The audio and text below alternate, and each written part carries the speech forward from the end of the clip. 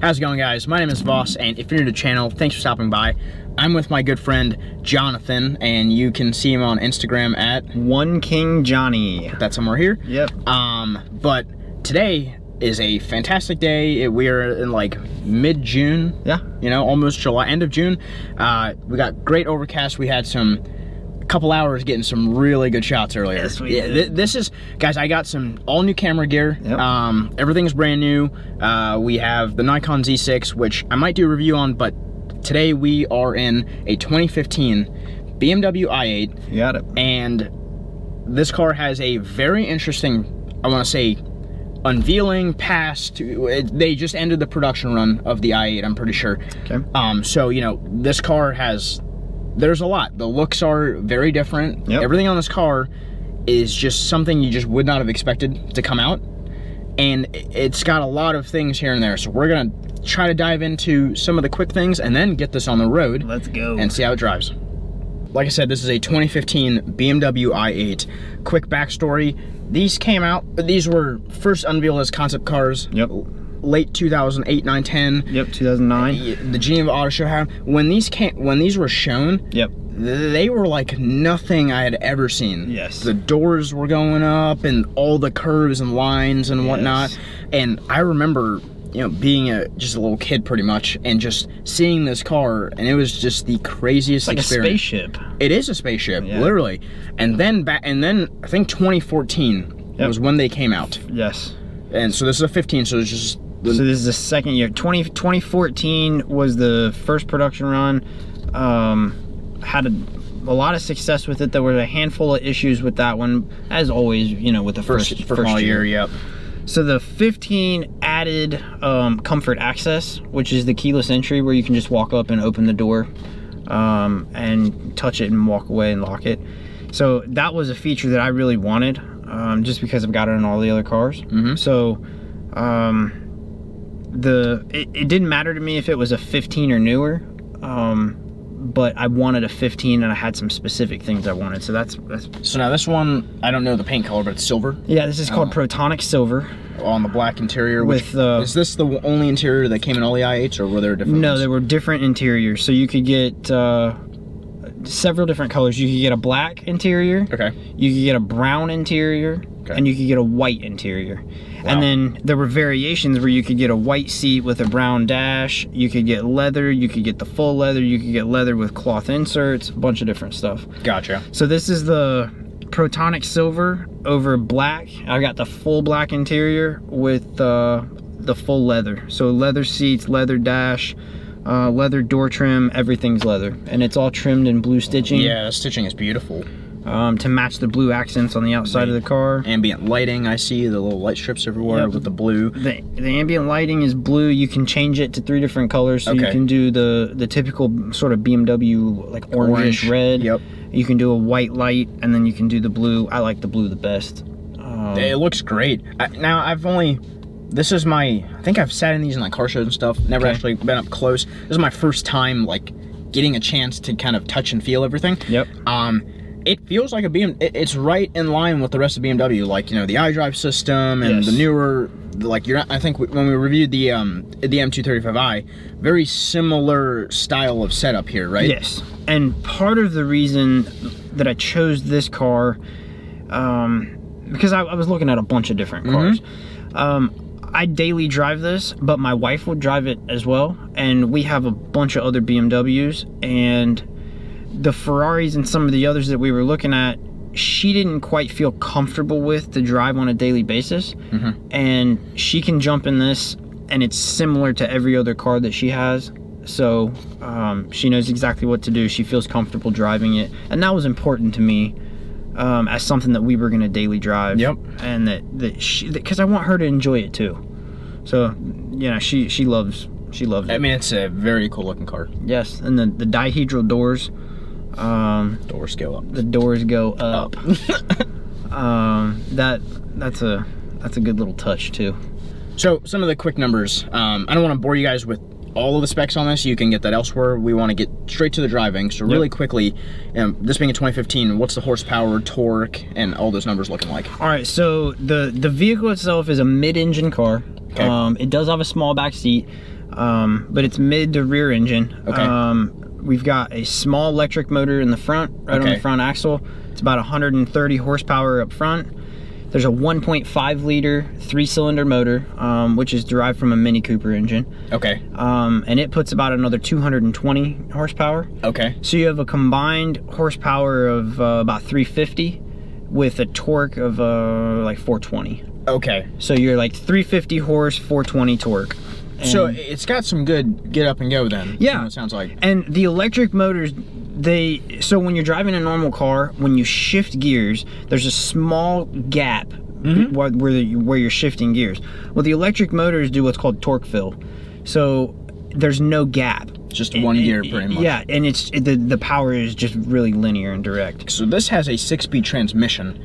That's for that 1.5 liter 3-cylinder in the back. Yes. So the front wheels are driven by the electric motor up front, and then the rear wheels are driven by, so it becomes an all-wheel drive vehicle. So when you're driving and cruising, right? Yep. That front motor's got a 15-20 mile range, if I remember correctly. Does it charge? Yes. So there's a regeneration. Well, let me say this: if you're in pure electric mode, you have 15 to 20 miles of electric range. Okay. And that's just fine. If you put it over into sport mode, it has a regeneration feature where it will regenerate the battery when you're driving in sport mode. Interesting. Okay. So, what's that fuel? What's the fuel economy looking like on something like this? Well, I never drive it in the. What's the estimated, and what do you get? So they say that you can get a combined fuel mileage of somewhere between 70 and 80 miles to the gallon. Wow. Okay. I've never gotten that. When they say in sport mode, somewhere around 29. I average about 26, 27. But that's not hateful. If the way we did some of the spirited driving earlier to get some of those shots, that's not bad at all. No, so if you can get 26 to 28 miles to the gallon, and I drive it really hard, and you got 350 horse and 420 torque, it's not bad, and it's a lot of fun. Okay, so jumping quickly into the MSRP, these things in 2014 were right around 136,000 base. Okay. When you start adding up the options, I saw some in the 150. You were saying. So this model is a 2017 or a 2015, and its specific spec sheet was spec'd out at 174,000 in 2015. So fast forward 5 years. Yes. This is one of the cleanest I've seen, like, for sale that you purchased, right? Yeah. But like, let's say we were on Auto Trader or some of these sites. I have seen high mileage, rougher examples in the 50s, all the way to cleaner examples in the high 70, low 80s numbers. So even at, let's just say 80,000. Yeah. This is half the cost in 5 years. Absolutely. Of what it was brand new. Well, BMW flooded the market with these, and I don't think they sold quite as well. If I remember correctly, when these came out, there were insane lease deals because they were having trouble selling them. Yep. And then your 3-year lease deal ends. Yep. Everybody returns the cars. Yes. So they depreciated like crazy, which makes it an awesome time to buy these in a lightly used Let's say you pick one up in that 50 to 60 range, right? So you're getting a whole lot of car here. Yes. So if you get one in the 50 to 60 range, if you're in the high 60s, you can get a pretty decent example with probably 20 to 30,000 miles on it. You go up from there and you'll be fine, but if you look, you can still find them with some factory warranty. So this particular vehicle has every option on it that was spec'd for 2015, and it has an additional warranty on it, so I still have full warranty until November of 2021. What? Really? Yes. Wow. So is that bumper to bumper? So anything? Yes, that's take down full BMW warranty. I mean, I just take it right into the dealership, and it's just like if you were to buy a new one. Wow, that's not bad. Wow. Yep. So, and it was transferable from the first owner to me. So it was original owner car. I'm the second owner. How many miles did you buy this with? I bought it with 16,300 miles. Okay. And I've got just over almost 21,000 on it now. Just below 21. As I reset your tracker, trying to find that. But so I've driven it, 4,000 plus miles, and took it on a cross country trip from the coast of Seattle all the way back to Ohio. So it was fantastic. 4,000, that's a sizable amount of miles, and not the little time you've had it. Yeah. How has it been reliability wise? Fantastic. So the one thing I'll say about it, it's a great sports car, because I do lots of sports car rallies and do stuff, and it hangs with the Ferraris, the Porsches, and Lamborghinis. Now you're not gonna straight beat them in a flat sprint race. And I think the 60 time was rated in the low 4s, but that number seems. I've seen so many pages get so many different 0-60 times on this car, so it's hard to tell. So BMW released the times on this car as a 0-60 at 4.4 seconds. Okay. But the magazines, and I can't remember who it was Road and Track or Car and Driver or something like that, got it into 3.6, 3.8. Like just a stock car? Yes. Wow. And then there's a good aftermarket community on this, right? Yes, there's aftermarket communities where you can tune these and you can put different exhaust on. Which right now the sport mode is speakers routed through here, right? Yes, there's some noise that's routed through the speakers. I don't mind it at all. It sounds good, but it's just one of those things for BMW that I think they've started doing, even in the M5 and even in their their M cars. Yeah, I would say have that kind of thing now. So I don't mind it one bit. The thing that I really like about it as a GT car, so a Grand Touring. So I mean, we drove it 3,000 miles across the country, and it was fantastic. We've got a back seat that's big enough that we could put some luggage. So you just real quick, you and I are not very tall, so we wouldn't have the worst time back there, but maybe not the best time. But if you were, I'm 5'7". Yeah, I'm 5'8". Yeah, so you couldn't really fit somebody really big back there, right? No. You and I could fit back there if people our size were driving. Gotcha. So here's my first official drive in a BMW i8, so this is going to be kind of a first impressions review. Let's go. So foot on the brake, you press this button, and you pop it into sport, or drive. Yep. So now we're in drive. And that's just like any other BMW. So I'm going to start here first. Yep. This is electric now, right? Yes, so you're in electric mode right now. Okay. Everything's silent. You're in sort of electric comfort mode, and it's just like any other electric vehicle at this point. Yep. Now I'm gonna test it out first in here. I'm curious to see, how it feels in this, and then we'll switch it over to the sport mode. There's a really cool heads-up display. Yeah, it's actually really well done. And you can adjust that, which is awesome. So when you're in full electric mode, if you accelerate hard enough or go to do, overtake somebody, the electric or the gas motor will kick in to help that. Interesting. And then once you're done running from the police or whatever you're doing, it'll turn back off. So interesting.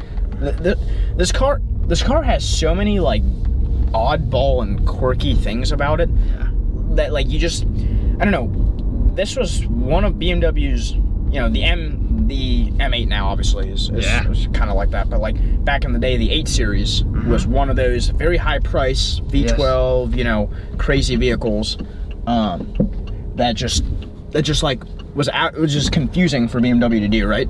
This is kind of that same boat. It's this is not their lineup when this came out. Yeah, it was a very unique vehicle. Yep, I see what you're saying. So I don't know if you can hear it or not, but the gas motor kicked in to help with that as you accelerated, because you're still in electric mode. And now it's completely quiet again. Yeah. And you're all back in all electric. It feels like a BMW. Yes, it handles great. The steering is great. It's comfortable. It's well balanced. So just sitting in here driving this, the blind spots aren't as bad as what people made it sound like. There are a few sections where you can get, but you got pretty good visibility out the back and the sides and everything. Very good visibility out the front and the sides. The B pillar can get you know, a little bit thick, but we don't mind a little thickness in the back, so it's all right. I like how it kicks on when you need it. Yes. Yeah. It's weird. This feels like a BMW. I mean, it is a BMW, but it doesn't feel like a scary $170,000 supercar.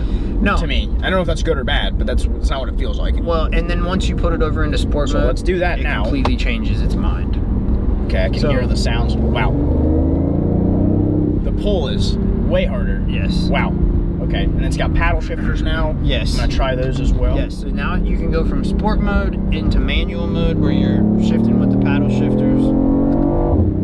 Those shifts are fast. Wow. Yes, the shifts are fast.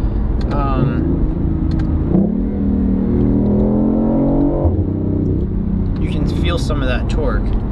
420. I don't know when it comes on, like the torque wise, but I don't know. Something weird is this engine is confusing to me because you got the engine in the front, then you've got the 1.5 liter 3-cylinder. There's not turbo. There's not like any of those things, but it feels like the way that power comes on. It's peppy. Yeah.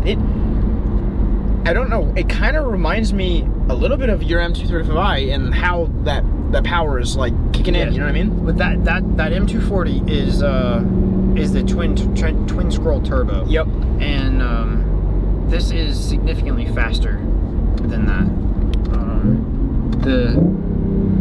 It's got a lot more power, but it is very quick, almost like a turbo car.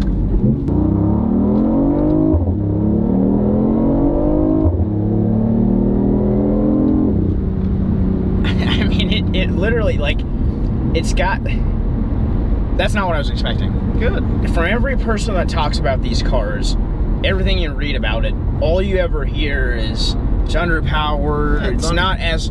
The performance does not add up to what it looks like, which, that's subjective. It is. You know? Here's what I'll say. If you're used to driving an Aventador or a 720S, yeah, or a $400,000 car. Okay. Yeah. Yep. We'll just put that out there. This is not as fast or as raw or as visceral as those vehicles. However,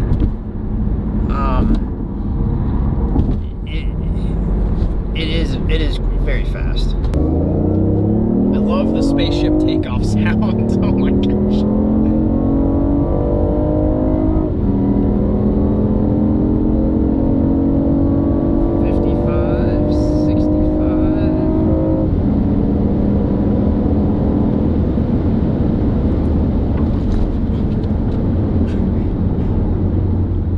Composed. It was. That was a pretty good bump there. It's a composed call.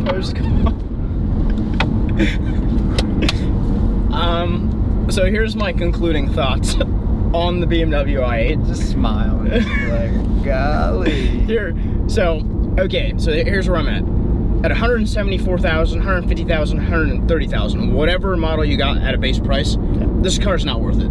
It's not worth it to me because there's too many cars in that price range that I could buy. That being said, Depreciation has done a number on these cars. Yes. You can pick one up 50, 60, 70, whichever range you decide, like quality and whatnot you want. There is so much car here. There is. That you can't do what we just did. I will say to you that in the 130 market, let's say you're gonna buy one of these new. Make a right up here, right below this farm, just before you get to the farm. Gotcha. In the 130 range, let's say you're gonna buy one new, you're gonna spend 130, 140 for it. If you go into it knowing that it is a GT car, knowing that you're gonna get substantial horsepower, you're gonna have a back seat, you're gonna have a comfortable ride, you're gonna have an exotic look with doors that go up. I don't Puts you in your seat. Yes, I don't believe that there is another car in that range. But I wanted something that looked a little bit more exotic. Yeah. Than just a 911S. Even in silver, which most people would say is plain, this car looks amazing. Yes, and I'll tell you why. Because of the blue accents. Yes. Yep. And this car, I don't have the new rims on it yet, but it has a the 20-inch wheels that came with this particular car were a set of wheels that I wanted. Okay. So it has the good factory wheels with it. So this particular vehicle has a really nice stance. Take a left here. Yeah, take a left here. And guys, I'm impressed. It has the blue accents. I'm impressed. We got some. I mean, we did some warehouse shots earlier. This car looked like an expensive car. Yeah. All said and done. So, guys, if you enjoyed this, hit that thumbs up button. Let me know. Do you? And a lot of people either send me messages on here on Instagram at BossK614. Do you want to see cars like this? Do you want to see budget cars? Do you want to see everything? Just let me know what you want to see. It's been great. I really appreciate you letting me drive this. Make sure you check out my friend Jonathan. Yeah, hit me up on Instagram, OneKingJohnny. And thank you for watching, and I will see you next video. See y'all later.